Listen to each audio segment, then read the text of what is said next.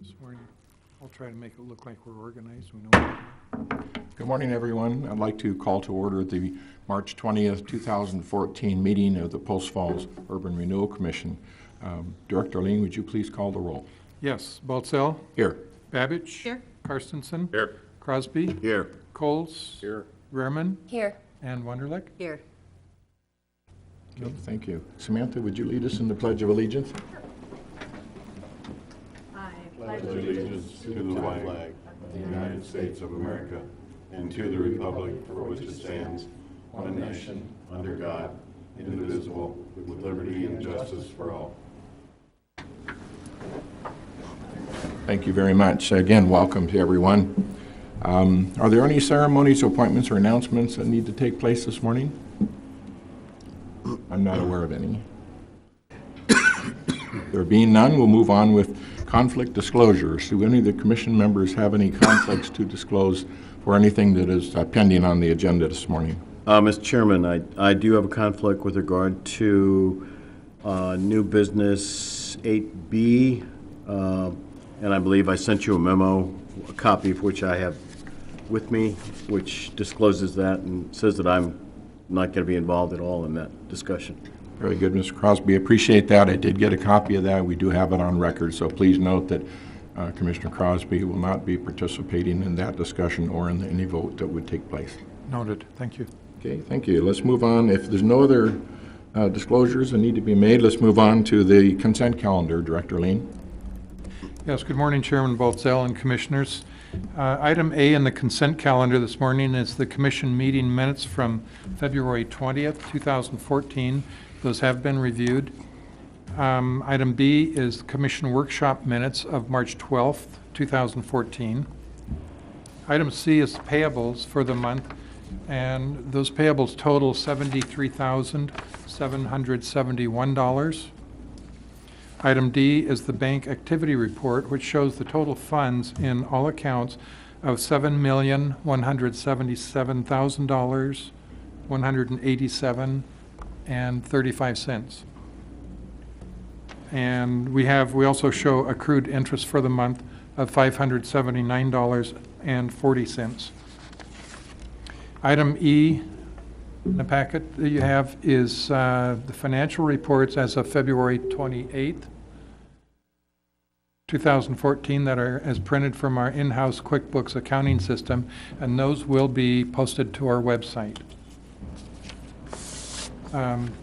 Chairman Baltzell, your approval of the consent calendar will also authorize the transfer of $579.40 accrued interest to the general fund and transfer to the INB checking account the $73,771 for general payables. I would answer any questions. Okay. Do commissioners have any questions of Director Lean on the consent calendar at this time? Mr. Chairman, yes, sir. I had two. One, with regard to the payables, you have $26,193, City of Post Falls for Spencer Street. Can you just give me an idea of what that's for? That was a Welch Comer invoice. Oh, it's okay. Welsh Comer. Yes, they're on Understood. contract for us Yeah, to I do. just saw City of Post Falls and wondered. Okay.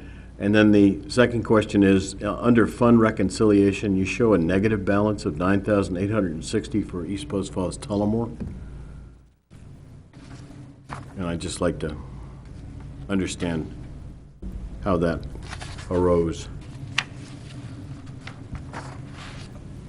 I'm searching back in the archives. That's carried forward from, I think, a month or so ago. It's an in-house accounting. It was a transfer of funds between, I can't give you a real clear answer on that right now, but I can get the information from Diane and get that to you. Okay, it's not money owed to the commission back from Tullamore. It's essentially It's not. an inter-fund transfer. Yes. When you send him a notice on that by email, would you include all the commissioners on that Yes. to answer that question, so we all have that, please? Thank you. Thank you for those questions. I'd entertain a motion to approve the consent calendar as submitted. I would move that we approve the consent calendar as submitted. Okay, is there a second? Second. Mr. Karstensen seconded it. Is there any further discussion? Okay, all in favor say aye. Aye. Opposed? Motion carried. Okay, committee updates. Mr. Karstensen, is there anything new on finance and policy Not at this today? point. We have done some, got our signature cards up to date with any changes because of the new chairman and treasurer and that stuff. And I think everything is on the ground and running as far as that. Is that correct, Mr. Lean? Yes, Okay. Commissioner, we are okay on that. And I guess at this point, I don't know of anything else that's needs to be discussed. Okay, thank you very much. District review, Commissioner Babich. No report. I think you are, though, going to be working on evaluating each of the districts this spring with your committee, and I thought we talked about that. Yeah, we have. Anyway, that'll be forthcoming, I'm sure. So nothing at this time? No, sir. Okay. Communications, property, and personnel, Commissioner Coles. Nothing. Nothing at this time. Okay. This is the time when we can have citizen comments. If there are anyone that are with us today that would like to ask questions or have any comments relative to the agenda today, a section of the agenda is reserved for citizens wishing to address the commission regarding an agency-related issue. Comments related to future public hearings should be held for that particular public hearing. Persons wishing to speak will have 5 minutes. Are there any citizens in the audience that would like to speak at this time? Seeing none, we'll move forward to unfinished business. Director Lean, update on the Greens Ferry overpass, please. Yes, Chairman.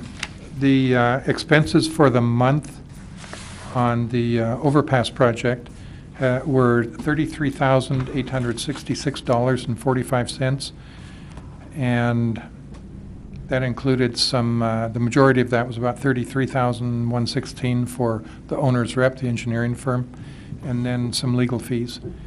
The total on the project to date is $624,170.18.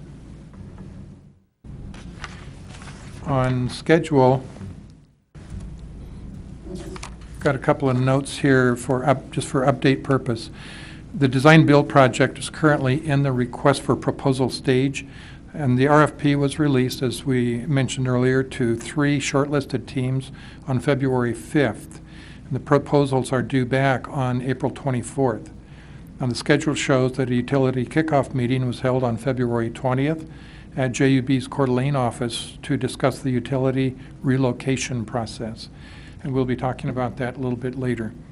We had 3 2-hour meetings. Those were held on March 6th with each of the design build team proposers. We have 3 of those teams, and we had a 2-hour meeting with each of them. This was the one-on-one meeting. Next, on approval of the master utility agreements, in the Greens Ferry Overpass project, there's a number of utilities that will need to be relocated. It's normal to have a master utility agreement executed between the utility and whoever owns or controls the utility right-of-way. Now, 2 of the utilities include Avista and Fatbeam. Fatbeam, I believe, is Fiber. fiber. It's lit or dark fiber. It's fiber. The utilities run through city and ITD right-of-way, so an agreement needs to be executed between those parties. Because this is an urban renewal agency project, we also need to sign on those agreements. So they've been reviewed by our legal counsel, and a motion, when we get there, would be in order to authorize the chair to sign those agreements. And we have, those are these master utility agreements, and we sent a copy of one of them out for you to review. I didn't think that you wanted to review all of them because they're basically the same. But we have the agreements between ITD, the utility, and the agency on 2 of the utilities, and then between the city and the utility, and then we get to, the chairman needs to sign those, so a motion would be in order to authorize the chairman to sign those. Now, all of those have been reviewed by our attorney, is that correct? That's correct. Yes. Very good. Okay, any questions? Good question. At this point, are we signing utility agreements for companies that haven't returned agreements to, no, okay. No, we just have the two companies that have responded. Some of the other utilities are saying that they will not enter into an agreement because their infrastructure is on Avista poles and structure, so they're going to work with Avista on these, and Avista is signing the agreement. Yes, Chairman, if I could ask council for clarification with regard to paragraph 14 of the provided agreement, which is on page 6A. My interpretation of that paragraph is that there's no cost associated with the relocation unless there is either a special request or something beyond standard requirement for the utility, at which point then the commission would become liable for the additional costs associated with that, and that would be set forth in an amendment to the agreement. Is that a correct interpretation? That's correct. That's my understanding also. Okay. And then just another question for you. With regard to delays, we all know that utility companies have their own time schedule. And to the extent that a utility company with whom we'd entered into an agreement were to inordinately delay their location work, which then caused a delay in the ability of the contractor to pursue some aspect of the contract, my concern is the roll-down effect of that and the potential for penalties or additional costs to the commission arising from that delay. And there doesn't seem to be anything that addresses that. Okay.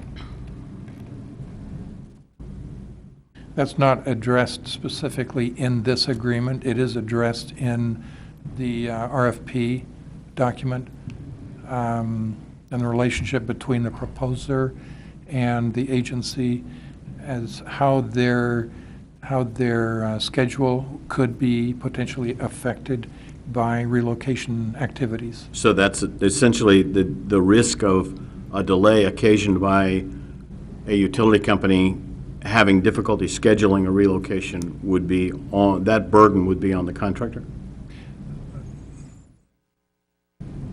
The way I remember the RFP documents, I can't refer to the specific provisions, but in that event, the dispute would be between the contractor and the utility. It wouldn't fall back on the agency. Okay, okay. And this gets also to a question I had on the engineering amendment, but I'll bring that up when we get there. Okay. Thank you. Any other questions on that regard? Okay, we need a motion then to approve the master utility agreement. I'd make a motion to approve the master utility agreement. Okay, thank you. Commissioner Carstensen, is there a second? Second. Commissioner Coles made the second. Any further discussion? All in favor say aye. Aye. Okay, motion carried. Okay, into new business. Present the annual report for the information for not only us, but also for our audience for Urban Renewal for 2013. Director Lean, please.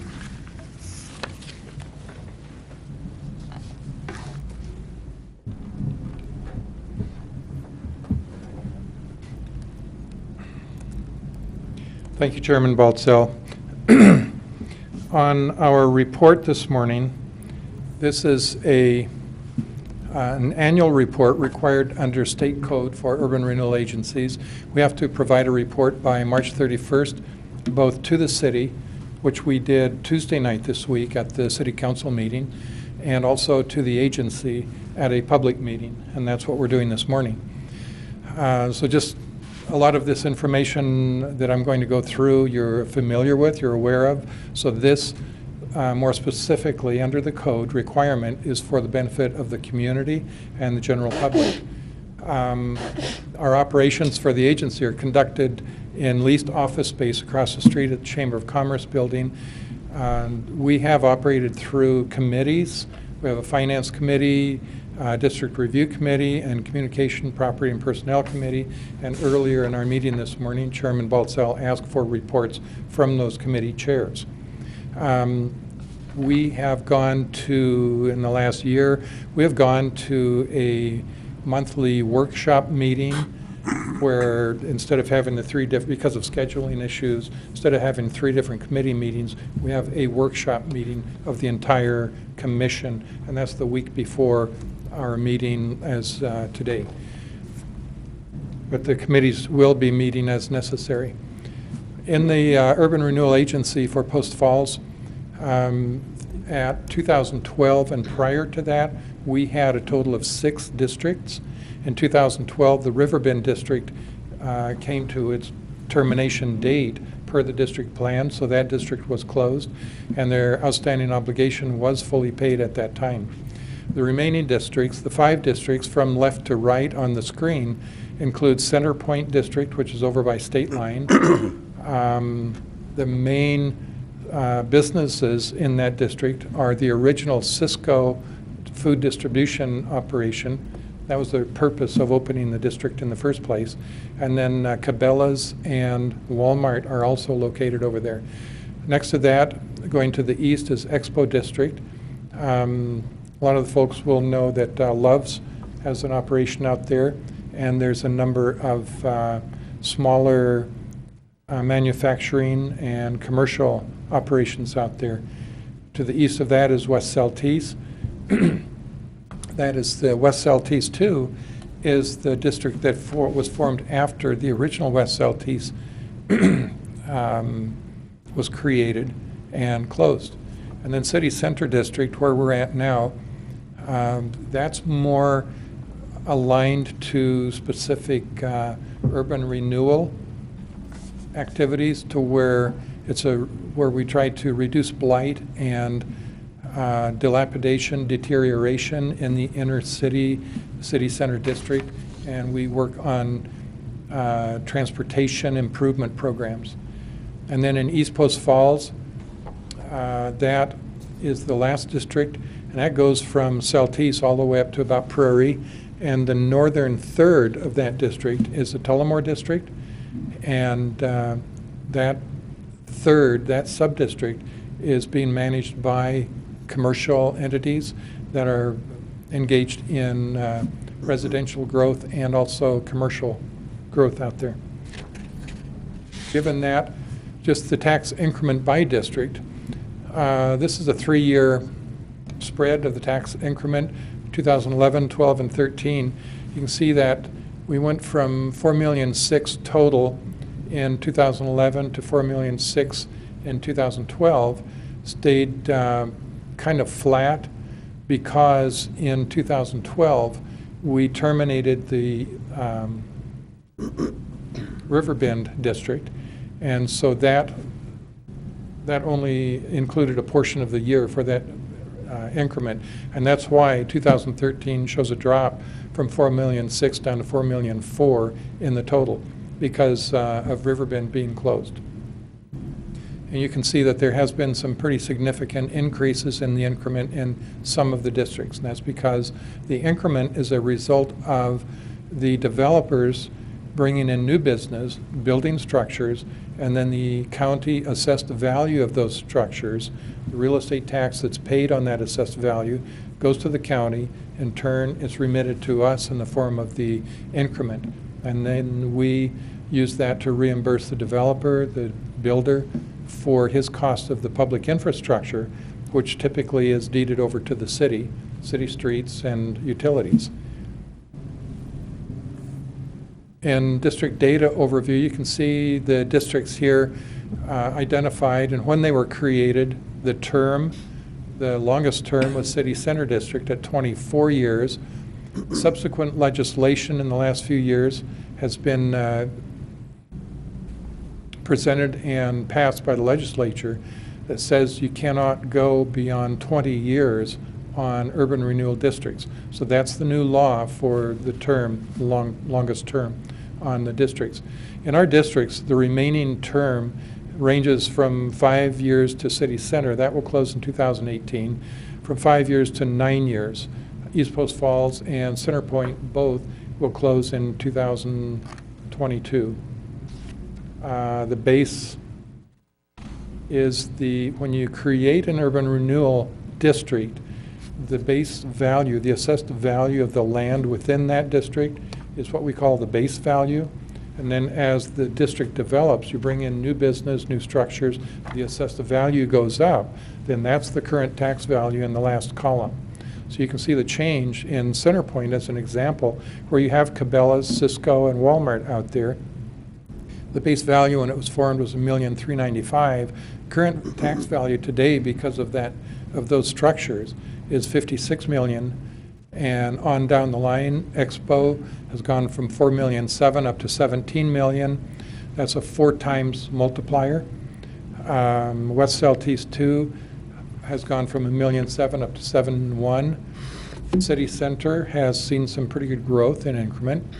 And East Post Falls is probably the largest increase because there's some, in that district you have Walmart that has a large tax value, and you also have some medical facilities down in the, between the freeway and Mullen.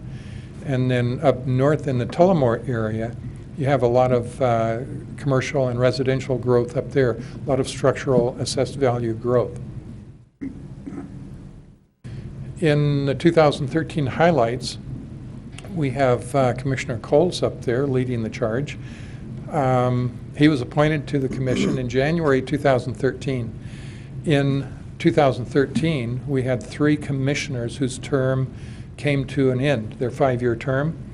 So one of those commissioners was reappointed by the city, that's Chairman Baltzell.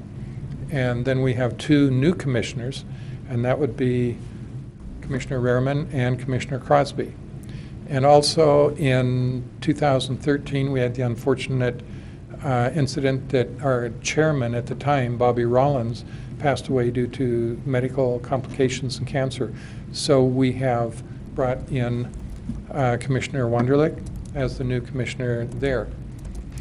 In the next item there, City Ordinance 1242 was passed to extend the district, the termination date of the East Post Falls district.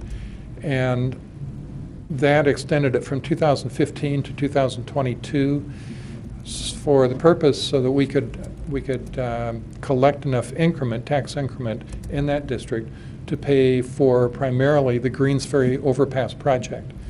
And that we anticipate that that project will be paid for from the increment and actually close. We anticipate closing that district prior to the 2022 date.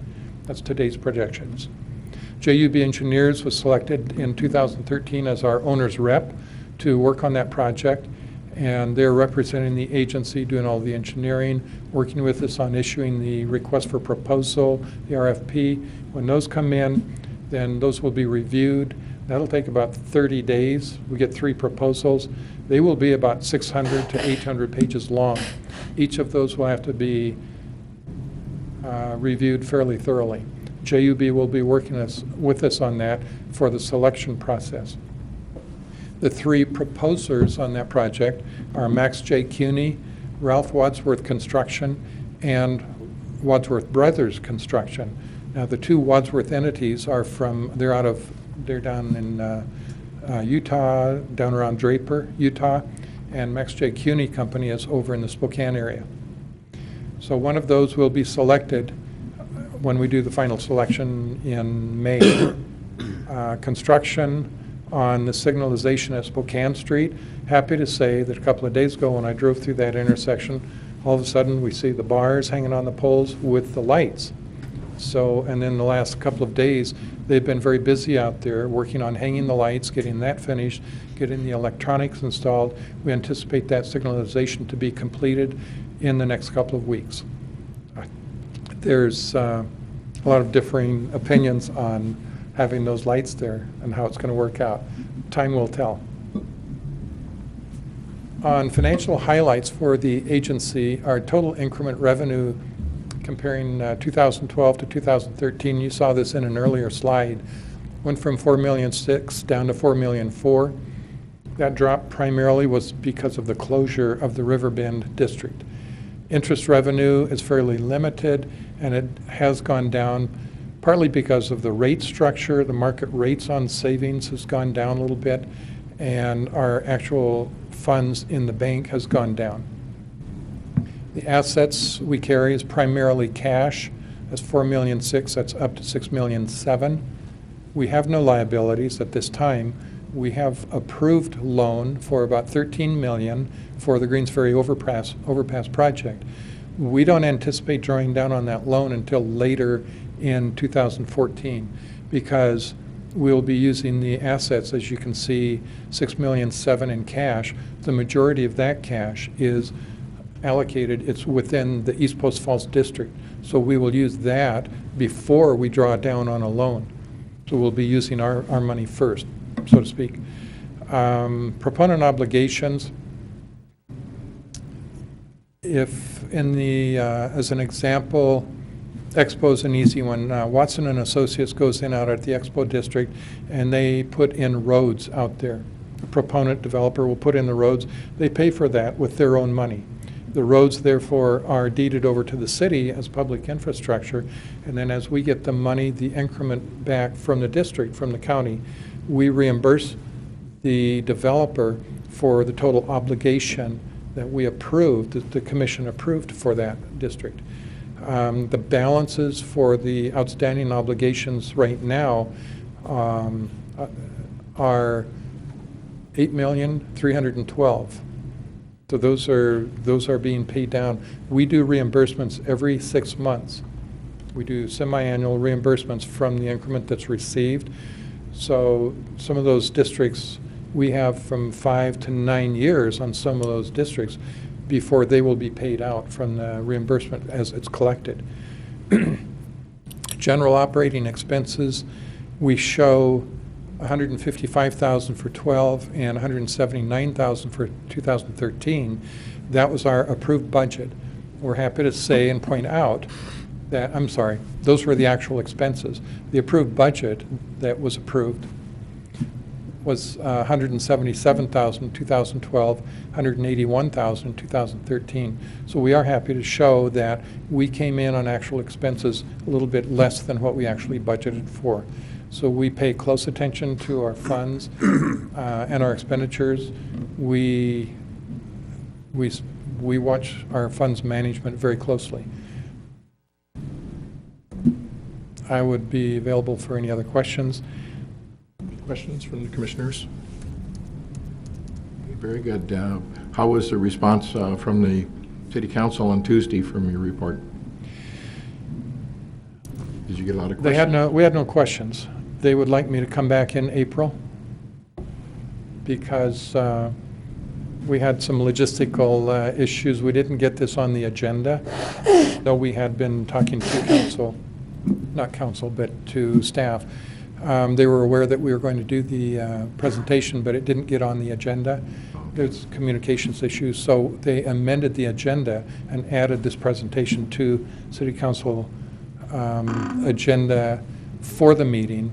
And I did a very short presentation at the time, and they would ask me to come back in April to do a little more detail. Okay, very good. Thank you very much.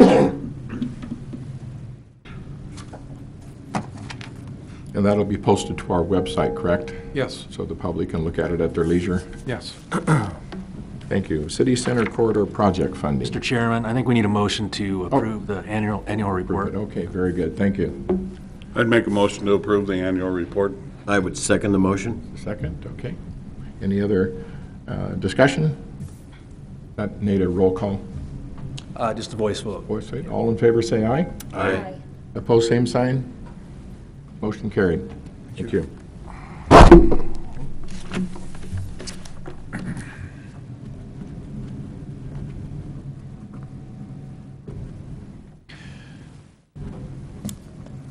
Next. Go ahead. Yeah. Thank you. In the City Center Corridor project funding, next on your agenda, the district currently has a cash balance exceeding $826,000, with current projected increment averaging $435,000 annually through 2018. That's the term, that will be the termination date of the district.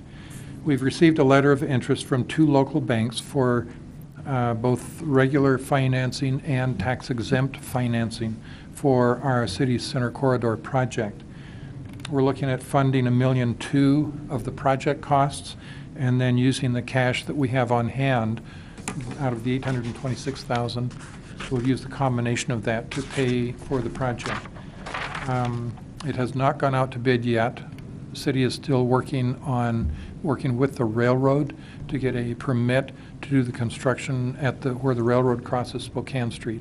Once we get that permit, then we'll go out, we'll have our engineer of record, Welch Comer, go out for bid on that project, and then we'll have a more firm number on the cost of the project. But right now, the engineer estimates with that and our anticipated expenses were at about $2 million.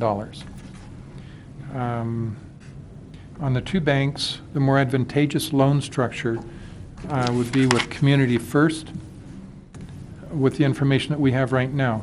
The information was reviewed with the commission at our workshop last week, and I would ask for direction from commission to go forward with putting that funding in place. And I would answer any other questions. I just have one quick question, and that is towards the bottom of the proposal from Community First Bank under collateral, it mentions that the commission or funds received by the commission, they'll be sent directly to the Community First Bank from this county treasurer in the form of semi-annual payments. Is that really true, or is it going to come through us first? Because normally they don't pay direct any of our bills, so to speak. Thank you. That's an excellent question. For clarification, these 2 letters, one each from Panhandle State Bank and Community First Bank, are letters of interest outlining the basic structure of what they would like to see in a loan. That does not tie us to, what they put in that letter. And that would we would negotiate the terms of that to a more formal loan commitment. The next step would be going from a letter of interest to a commitment letter from the bank, and that would be more negotiated on the terms like that. But no, the county is not going to send money to the bank. It comes to us. We make loan payments. That's very similar to how we've structured the larger loan on the Greens Ferry Overpass project. Cool. Thank you very much for the clarification. I would entertain a motion to direct staff to move forward with putting together a loan commitment with Community First Bank at this time for the Spokane Street corridor. I would make that motion to proceed with Community Bank for the loan structure for Spokane Street. I'd second that. There's a second from Commissioner Coles. Is there any further discussion? I have a question for Tom. Mm-hmm. Tom, you sent out some proposed legislation concerning the colleges, the community colleges, potentially being exempt from urban renewal districts. How does that type of legislation where an agency or an organization can basically pull themselves out of an urban renewal district, how does that impact revenue, specifically in the city center corridor? I've had a lot of discussions on that recently. I work with a state organization, Association of Urban Renewal Agencies, and we had a conference call yesterday morning with Boise and the legislative subcommittee. This particular bill that has been proposed, it looks like that will not go anywhere this year. It's got some flaws in the language and the structure that is unacceptable both by the Urban Renewal Association statewide and also the Senate committee that would listen to that bill. That's not to say it cannot or will not come back next year. One thing that we have had in Boise, one thing that they have had conversation with concerning is that if you do this kind of a bill, then it would grandfather in the existing urban renewal obligations so that they would not be affected. Any college levy going forward could be exempt from urban renewal, set aside. And that's very similar to on the tax bills now in urban renewal districts in Kootenai County. School districts are exempt. The maintenance and operation levies are exempt from urban renewal. That's on the line item on a tax bill. I think there's 3 line items, levies from the school districts. One of those is the supplemental budget for M&O expenses for the school district. That one is exempt. Going forward on the college, if they have a new levy for a college, that could be next year. We'll see what the legislation, where it comes out, but that wouldn't affect our existing increment flow. We would still get that. It's just going forward, we would not get, Future new stuff. there would be some impact. Today, we don't know. But everybody knows, and this goes through, there's 3 community colleges in the state, and 5 counties would be affected because of that. And they are very much aware of the impact that would have on urban renewal and the funding on projects. We're getting a lot of support from the Senate, from people other than the proposers of that legislation. That's what they want to do. That's what legislators do. They pass laws. But we're getting a lot of support from the rest of the Senate and the House. I appreciate the question and appreciate the answer, but that's kind of zeroing out a different direction from the motion that's on the floor. So is any other discussion specific to the motion? If not, all in favor say aye. Aye. Opposed, same sign. Motion carried. Thank you. Mr. Chairman, could the record reflect that I didn't participate in the discussion or in the vote and didn't attend the workshop in which this was discussed previously? Absolutely. Would you make sure that the minutes reflect that? Yes. Okay, thank you.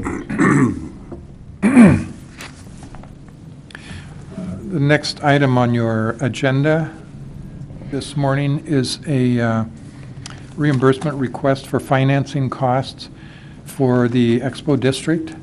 This is very similar to a reimbursement for financing costs that we processed about a year ago. And that was for the city center district where Foursquare Properties was involved. That request was for about $3.6 million, and we actually approved it for $3.2 million, I believe. But we followed the same procedure. This is based on policy, based on our written policies, and it's all been reviewed. Agency policy shows that a proponent will, in all probability, be required to borrow a portion of the funds needed to install the public infrastructure, and because of that, pay financing costs. Our policies stipulate that the need to pay these costs there will be the need to pay those costs. So we establish guidelines for the basis of reimbursement of costs. And the staff has reviewed the request for reimbursement of financing costs and the policy guidelines as they apply to this particular request. Agency was provided with the required financing information from the district, from the developer, including when the loan relationship was established, when the funding was established, the type and amounts of costs of the hard costs of improvements of the district. And we find that the stated financial costs are reasonable and are within the parameters provided in agency policy. The agency can reimburse 75% of hard costs, and their submittals number 1 through 7, their funding has supported their construction costs.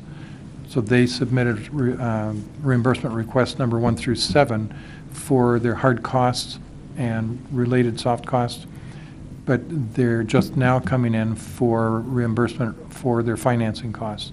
And this is normal. The loan fee can be reimbursed up to a certain percentage. They're asking for reimbursement in the amount of half as much as what it could have been. So their request is reasonable, and it is based on actual numbers, and like I said, it's based on policy. To summarize, after necessary analysis, staff recommends reimbursement as follows. Interest in the amount of $92,108.71 and loan fees of $4,400 for a total request of $96,508.71. This would take a motion to approve the reimbursement and execution of the order of approval for payment, and that's, again, our standard format that we use. This amount will be added to the total obligation, and I would also say that their original obligation has been paid off in full, just as of the last month, our semi-annual reimbursement. So their balance has been zeroed out. We wait for them now to do further construction out there, further roads, and then some date in the future, they probably will come back in with another reimbursement request. But today, the action that we're requesting is approval of the reimbursement of these financing costs. Okay, thank you. And we did discuss this at the workshop last week. So I would entertain a motion to approve the request for reimbursement of the financing costs as are appropriate under the current policy for urban renewal.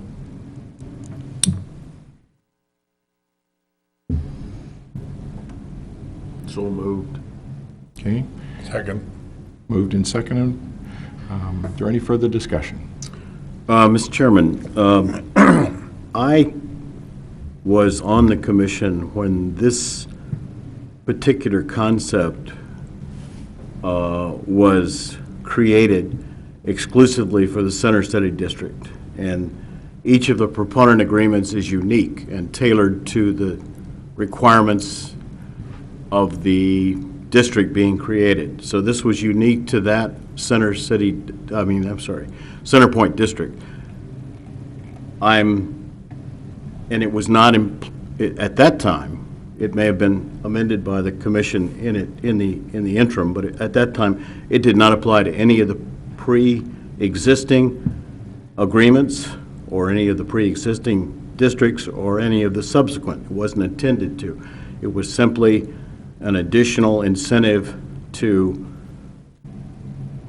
make Post Falls more competitive for the development of the Cabela's property. I think, unless I'm mistaken, there was no, in the original proponent agreement with Expo, there was no reimbursement process for financing costs. And so I'm going to vote against this, not because it's Expo or not because, but because it's a concept that was developed by myself and then City Administrator Jim Hammond to make our proposal for the Cabela's property more competitive with one that was being presented to them for Liberty Lake, and was never intended to be an overall policy to reimburse the financing costs of our proponents. And I think that to the extent that it's become an overall policy that we're applying to all of our proponents, that's simply a misinterpretation of the historical basis for which this was created. Thank you, Mr. Crosby. Unfortunately, it is in our policy. It was reviewed several years ago because it was unclear as to how that originally happened and how that applies to others. The issue of fairness to all of the proponents that we deal with, and there was a committee, a finance committee for urban renewal 3 or 4 years ago. I don't remember the exact time frame. When we looked at that, could not find any basis for the original agreement, but we spent a lot of time discussing, even with the whole commission, relative to the fairness and the right thing to do and make it equitable with all of the proponents, not just a select proponent. And that's how we changed the policy at that time to reflect as it stands today. And I appreciate your input and your history. I can't verify one way or the other at this particular point in time, but we did spend a lot of time evaluating that, and that's how we ended up with the policy that we currently have on file. You can vote however you like, but because it does fit the policy as it was approved by the commission within the last couple of years, I don't remember the exact date, I think it would be more appropriate to abstain than to vote no at this time. Any other comments from the commissioners? If I may make one comment, the governing state code for urban renewal agencies, I'm not sure if it's 50-20 or 50-29, but it is included in the state code that in reimbursing, we are allowed to reimburse financing costs. That is stated. So what we're doing is just applying this on a par basis, parity, to making it available through policy to all of the districts. Okay. Any other comments? Yeah, I think we need a, Jerry. yes, excuse me, yes. Mr. Chairman, would this be a discussion that we should put on our planning agenda for next week? Review this policy? I think it would be. I'm not sure it's appropriate for strategic planning, but it certainly would be for a workshop to have that policy reviewed. But I think it's inappropriate to deny reimbursement of this request when it does meet our policy and it is according to state code. So, but I think that's a valid thing to bring forward to our workshop for further discussion, as are any of our policies for that matter. Okay, we call for a vote. Do we need voice votes? Voice Yeah, votes, okay. yes. All in favor, say aye. Aye. Opposed, same sign. Aye. Any abstentions? Okay, motion carried. Thank you all very much. Next item. Thank you, Chairman Baltzell. On the next item here, Welch-Comer Amendment Number 3 to Consulting Services. Welch-Comer is the engineer of record for the City Center Corridor Project under a contract signed in October 2012. The first amendment to the contractor in February 2013 was to produce a modified concept plan. The second amendment in August 2013 was to provide for bidding phase and construction phase services on the signalization work out here on 4th and Spokane Street. That's in process now. The current amendment is to provide for bidding and construction phase services for the main construction of the street improvements from the freeway to the bridge, to the river. So the original contract and design was design only in the amount of $138,100. First amendment was added $5,000 for redoing, for enhancing the concept design. The second amendment was $5,075, and that covered the cost of going out to bid and the construction oversight by the engineering firm. The third amendment is $172,700. That's the amendment we have today. That's the cost of going out to bid on the main construction for the balance of the project and also the construction oversight for that construction phase. And if you have more specific questions, I believe that Matt Gillis from Welch-Comer is here, and if you would like him to address any specific questions, I'm sure he would be happy to do that. Okay, thank you. Any specific questions for Matt that you'd like addressed? Yes, Lynn? I do. Yes, sir. Thank you, Matt. Just please The state, resident project representative, would this be analogous to, I'm old, okay, so I'm going to use old terms, clerk of the works please state your name. or owner's Matt Gillis, representative? Matt Gillis, Welch-Comer Engineers, 350 East Kathleen, Coeur d'Alene.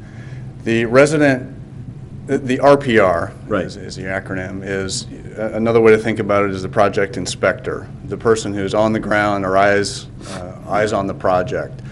They are not directing the contractor, they are ensuring that the work is being executed in accordance with the plans and specifications. And so they're documenting, they're tracking pay requests, tracking quantities, necessary change orders, those types of things. Okay, and in reviewing the construction draws that the contractor is going to submit, I'm assuming you're going to use the standard AIA documents where they're reviewed by the representative and then they're signed off by the engineer, signed off by the contractor, and ultimately signed off by the by the owner, yes? Right, it's not AIA, but it's a similar document, Okay. correct. And what about weather delays? Weather delays they happen. So the contractor is given a specific number of working days to execute the work. I don't remember what it is exactly, 60 or 80.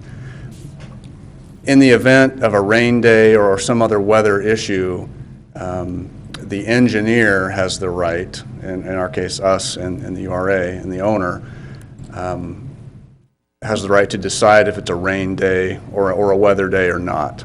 If the contractor can't work on a particular day, Right. it wouldn't be fair to charge them that day. So they'd be given an extra day on the end of their contract. Okay. The contract calls for the construction period to be based on a 60-day period, Working day period. 60 working day period, right. Is that a reasonable period of time for the construction of an overpass? It seemed to me a very short time. This is the Spokane Street project, not Oh, this is Spencer Street? Spokane Street. Spokane Street, from the freeway to the bridge. Okay, so the 60 days is a realistic projection. I believe it to be, yes. Okay. I guess my last question is not necessarily for the engineering firm, but it's more for Mr. Lean. How will we, as the managers of the project, interface with the city and city inspections, and at what point will the improvements be turned over to the city? City engineer and staff will be involved with Welch Comer on a daily, weekly basis as necessary to be on site, provide eyes on the project, as Matt said, and provide the inspection for appropriate acceptance at the end of the project. And in some of the cases, some of the phases, when you do the construction on this kind of a project, there are certain phases, different phases of the project that will have to be reviewed, inspected, and approved before you go forward with the next phase. So the city will be working with Welch Comer on those inspections. And when we get pay requests, I'm glad you mentioned that, it's very Right. valid. When we get pay requests, yes, there will be a standard form used consistently with the pay requests. Reimbursement requests will be on a monthly basis. We're not going to do those every week. They will be monthly. They will be certified by the contractor as having been a certain amount of work completed on a percentage basis. We'll have to have invoices. That pay request will be certified also by the engineer, by the city, before it comes to us. Because I'm not going to process a pay request, and this is based on my background, I'm not going to process a pay request unless that has been reviewed, certified by the contractor. We have lien waivers, appropriate lien waivers, and certification by our engineer. So there will be a defined process. Good, I appreciate you explaining that process to the commission. Thank you. I have a question on the cost breakdown. So it says $165,000 for the construction phase services. And above that, it says, construction phase for engineer will commence on the execution of yada, yada, yada. But states it's based on 60 working days, 40 hours per week. So if I do my math, that's about $515 an hour Yeah. for that phase of the work. So that's one person in the field. So there's one guy in the field, there's surveyors that are doing the construction staking, there's administrators within the office that are tracking quantities. I'll be putting some time to the project, managing the project. So the bulk of the fee is generated from the time a person has to be in the field full-time. But then there is the support staff behind that person in the field that are also contributing to that fee. Okay, so the $165,000 is not just for what's outlined in section Q. No, we don't pay our inspector $500 an hour, no. I'd like to know where to apply. So in the event that there's more than 40 hours, because it says there'll be additional billing, right? If you go over the 40 hours, what would that be? So a good example is if there's a scope change, if the commission decides to add a piece of work to the project that lengthens the project, my staff has to be on site more often, which would generate more fee. And so our contract is structured that I have to put in, it's based on certain things. It's based on this number of working days, this amount of time in the field per day, just as a basis to establish that fee. So then when we go outside that, there's a potential contract change. Very similar to the contractor himself. If we ask a contractor to do something that's outside of his contract, first thing he's going to do is say, change it. Okay. Thank you. Any other questions? Can I assume that council has reviewed this and finds it to be okay? I have, yes. It looks fine to me. Any other questions or comments? Thank you, Matt. Appreciate welcome. your response. I would entertain a motion to approve the Welsh-Comer Amendment Number 3 to the Consultant Services Agreement. So moved. Second. Moved and seconded. Any other discussion? All in favor, say aye. Aye. Aye. Opposed, same sign. Motion carried.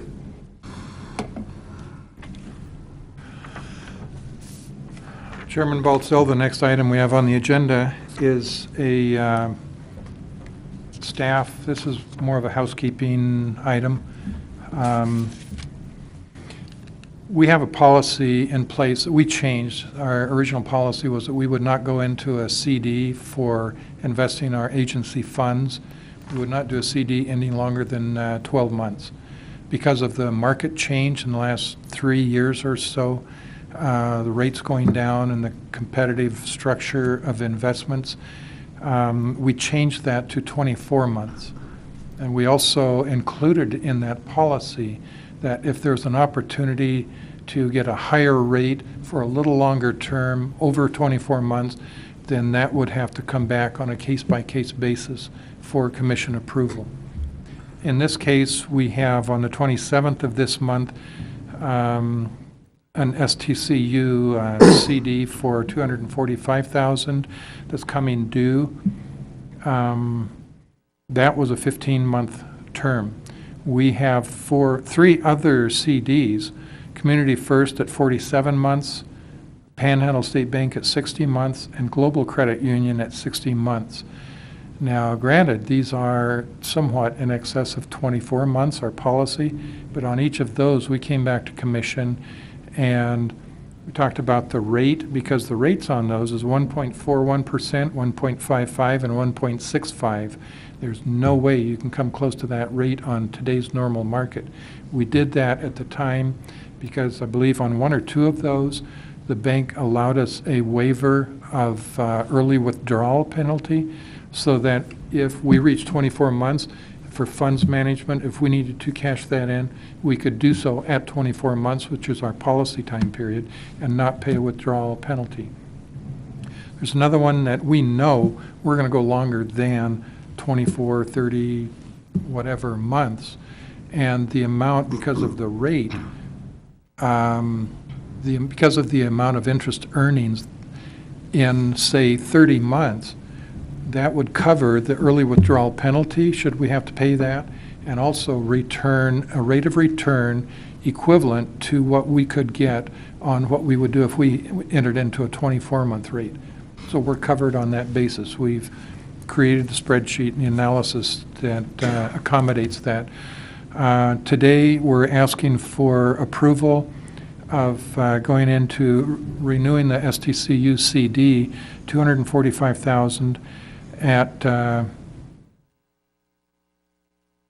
30 months, and the rate is 1.75%. It's a special rate they're offering. We could go out, there will be a 180-day penalty for early withdrawal, but like I said, we have other funds, CDs, coming due before that time that will cover our liquidity requirements. So I don't see needing to cash in this CD. Even if we do, and pay the early withdrawal penalty, because of the interest rate, we will cover the penalty cost and return to us an average return that we would get if we put it into a 24-month CD. So we're, on balance, we're covered with that. The likelihood of that happening is not high. We're doing better on this, renewing this at 30 months for 175. What's the best that we could get at 1.2, or at 24 months, excuse me? Do you know off the top of your head? 0.3, Pardon? 0.3 0.3? Wow. compared to 1.7. You said 24 months? 24 months. Don't you have a At- proposal from Potlatch for 1% for 24 Potlatch months? is, yes, I'm reading down the list here. Thank you. Yeah, no, I was ahead of you on the list. That's all Thanks. right. Potlatch, we could do 24 months at 1%. The highest at Potlatch is 1.89 at 60 months. Mountain West Bank, the highest is 1.05 at between 36 and 59 months. So it comparing, and this, we do this as a normal course in-house, and our Diane does this. Ask her not monthly, but periodically, go back to the banks where we don't have a CD, because we can't go over FDIC limits. We can't go over 250,000. We do 245,000 to account for interest earnings on that. We don't want to get to a point 6 months down the road where we exceed the 250 because of interest. So, but we do look at the different banks that we could go back to and ask to enter into a CD. We look at the competitive rates on a regular basis. Thank you very much. Any other questions? Mr. Chairman, based on a news conference that the chairman of the Federal Reserve held last evening, she indicated that the Fed was committed to holding rates low through 2015, based on the uncertainty in the economy and the employment. So I think this is an excellent rate. I don't think going out 30 months, as is proposed by staff, is unreasonably risky, and so I would certainly make a motion that we accept this proposal from STCU.